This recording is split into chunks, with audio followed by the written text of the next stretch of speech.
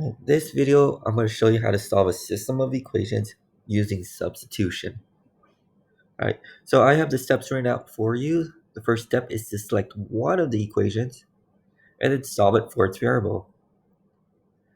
Step 2 says, in the other equation, substitute for the variable you just solved. Step 3, solve the new equation, and then step 4, substitute the value found into any of the equations involving both variables and solve for the other variable. So that's a lot of confusing stuff. So I just typed that up. Let's just look through at an example, okay? So in this example, we have two equations. Let's see, negative 2x minus 4y equals negative 16, and negative x plus 10y equals negative 20. So what I like to do when I solve a system of equations using substitution is I like to kind of number off my equations and put a box around it because I'm not going to touch that piece of it. I'm going to do my work on the side, okay? So I'm going to go ahead and might as well use the first equation. So here's first equation, negative 2x minus 4y equals negative 16. And then I'm going to solve for one of the variables. And it does not matter which variable I solve for. So I'm going to go ahead and solve for x, which means that I'm going to try to find what x equals. So I'm going to add 4y to both sides. So that negative 2x equals, I'm going to put 4y in the front. 4y minus 16. Right. Divide both sides now by negative 2. So x equals negative 2y plus 8. I solved for x. I found what x equals. So clearly, you do need to be pretty good at solving equations here. So if you need to rewatch this first step, go ahead, please rewatch it. Look at how I'm using inverses to isolate a variable. So I isolated x, I solved for x, and now I'm going to use that value. I know it's an equation, but this whole equation is a value. I'm going to use that to substitute into the second equation now. So I'm going to go to the side and put my second equation down. Negative x plus 10y equals negative 20. I'm going to substitute what x equals there. So our equation says negative x.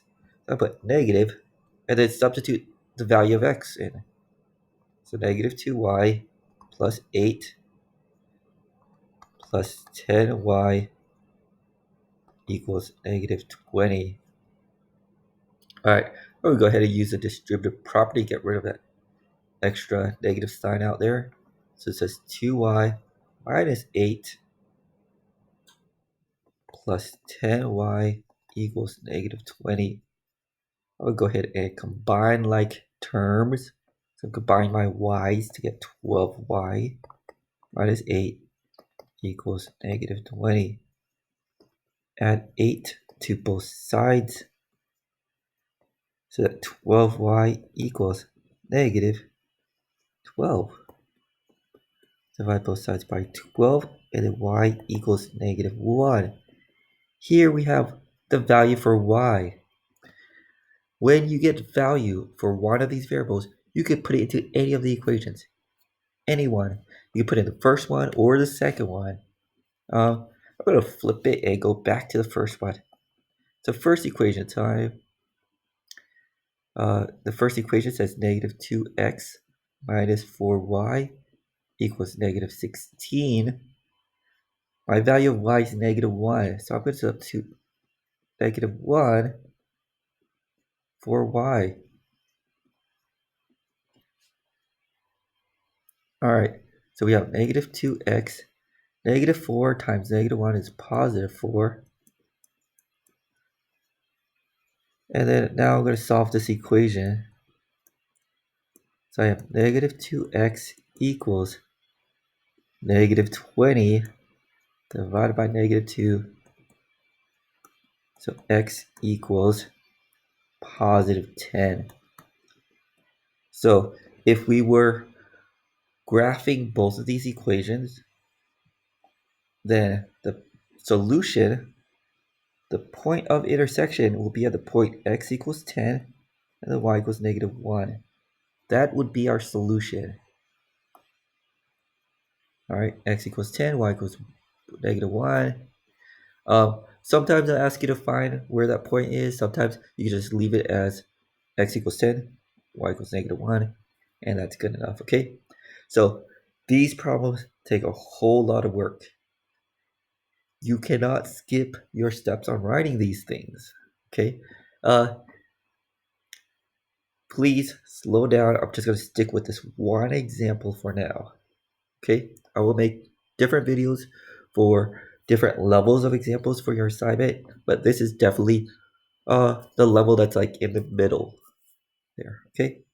All right, good luck.